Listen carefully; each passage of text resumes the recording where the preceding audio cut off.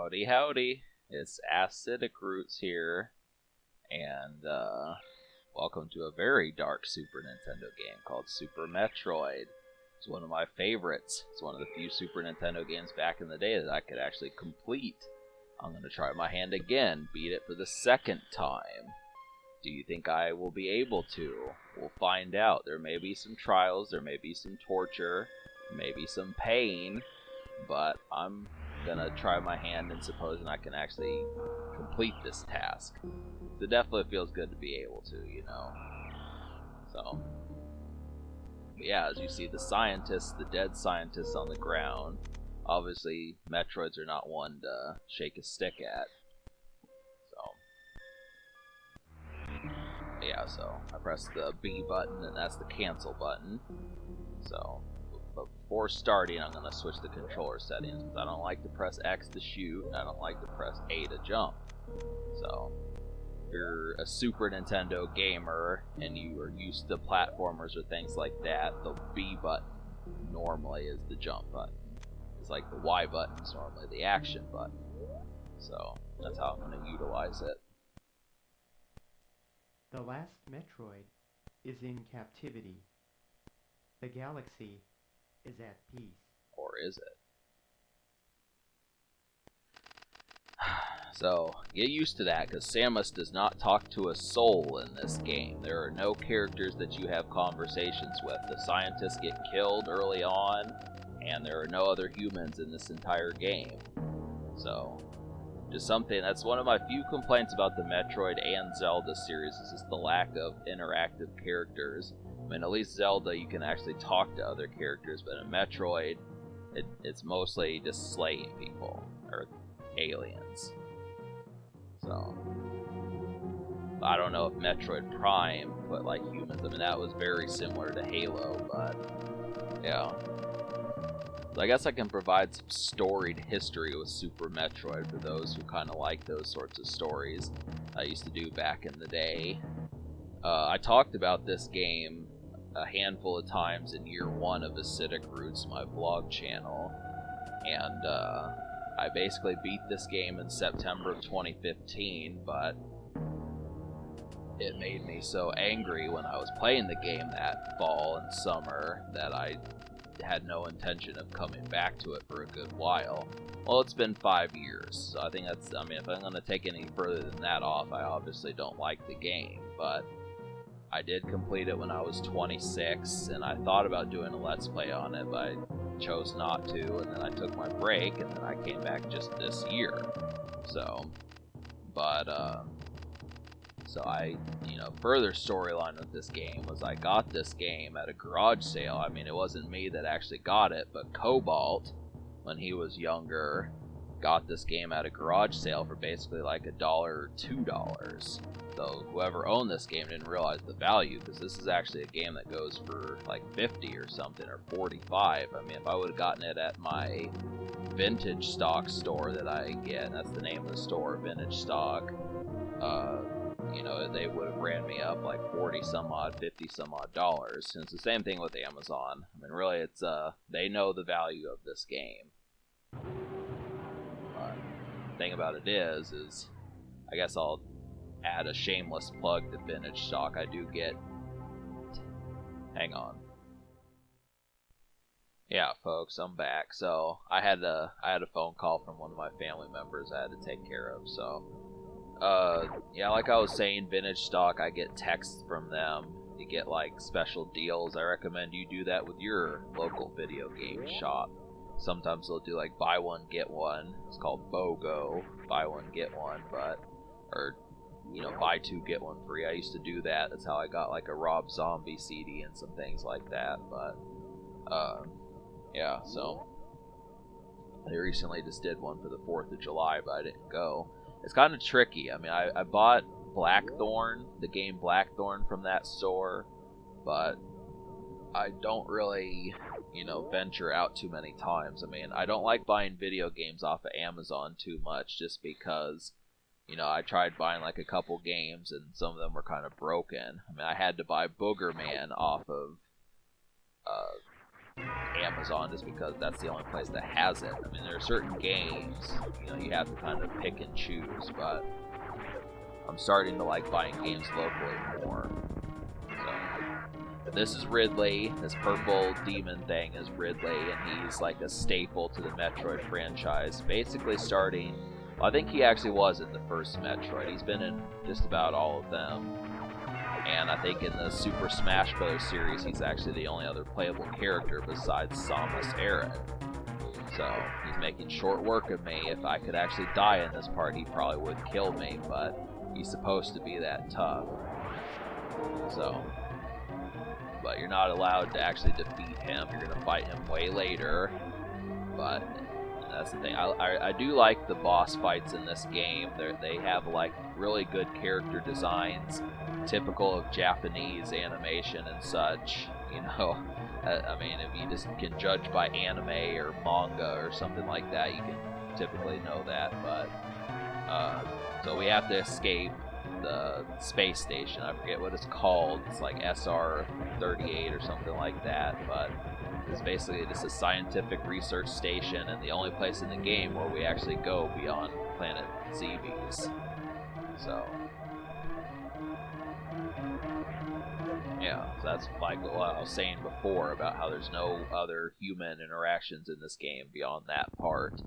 So it would be kind of interesting just to kind of Samus, and it's surprising that Samus doesn't have like any intel team or something. I mean, to be a complete independent bounty hunter as a thing. I mean, I know Boba Fett and IG-88 and some of those dudes didn't have any intel, but it's surprising that she's a complete loner. So, I know, I mean, the Super Nintendo was pretty stark just because it couldn't have that much storyline, but it would have been nice to have some extra involvement.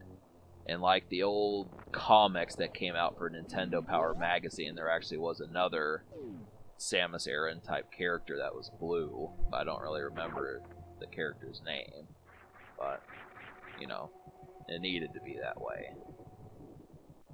So yeah, we descent upon planet Zebes, and we need to explore some stuff. We don't really have any tricks up our sleeve. We've got there's a bunch of places we're going to have to go, and there's not really a lot of intel on how to figure that out. So,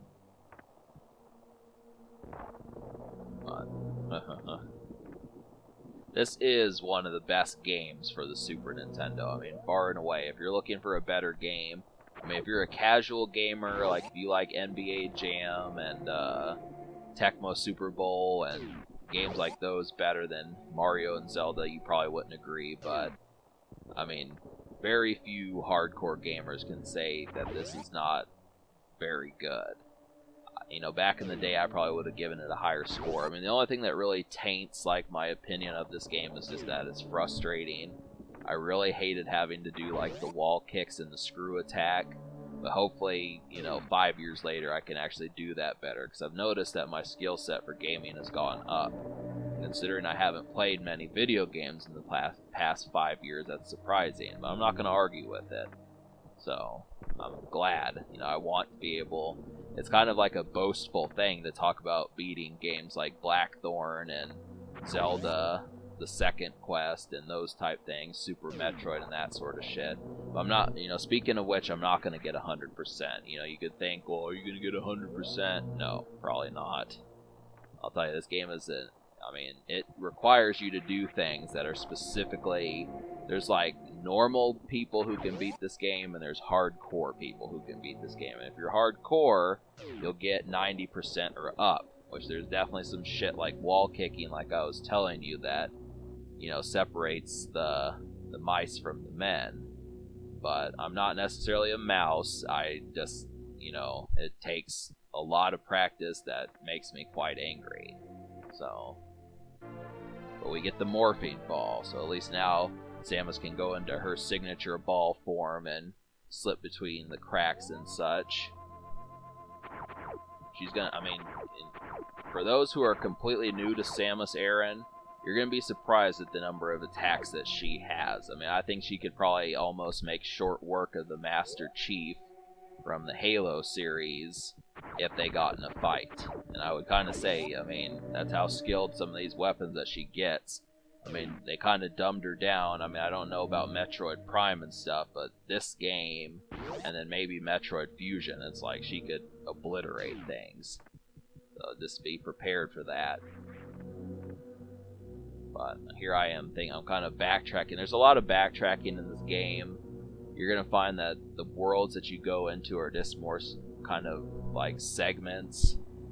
There's like 5 or 6 of them in total in the game, but there's so much backtracking that you have to do a lot more.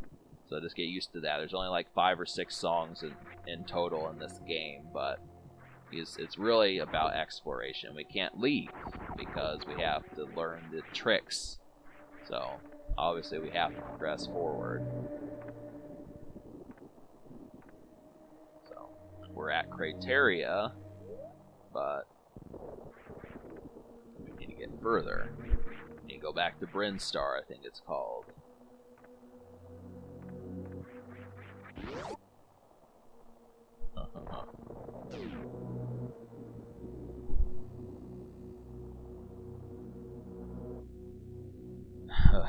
I'm trying to think of something that happened to kind of digress about right now, just to kind of break up the monotony, or, you know, show some degree of normalcy in this space age game. Trying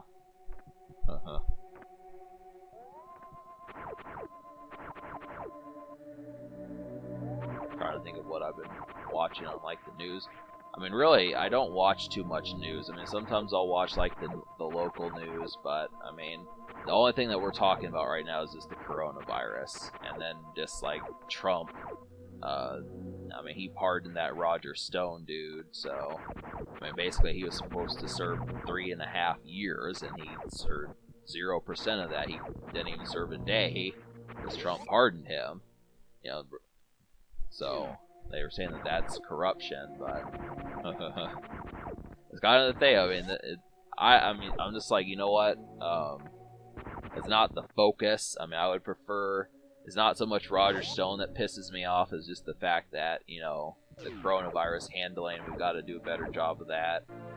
But, you know, that's obviously the thing. When you look at me as a 31-year-old man that's going to vote for the future of the country and on issues that the country has, I mean, I don't know, just the decisions that I'm going to have to make as far as supporting, like, practically 1 billion people in this country is just kind of idiocy is what it is. There's just no other way around it.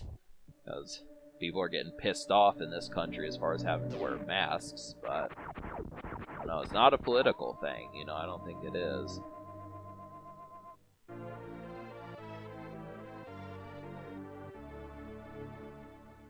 Yeah, so you can barely hear the music right now, at least I can't, but I'm going to turn it up later. So I have to turn down the volume just because it would overshadow my vocals, but you guys probably won't hear the difference. Alright, so we got more missiles, and, yeah, so that's basically the second strong, the next form of attack for Samus is the missiles. And we're going to need them. We're going to need the super missiles. I'll go ahead and spoil that for you, that there's even further forms of attack. This is what I'm talking about here with Samus being a very lethal enemy, or vigilante. So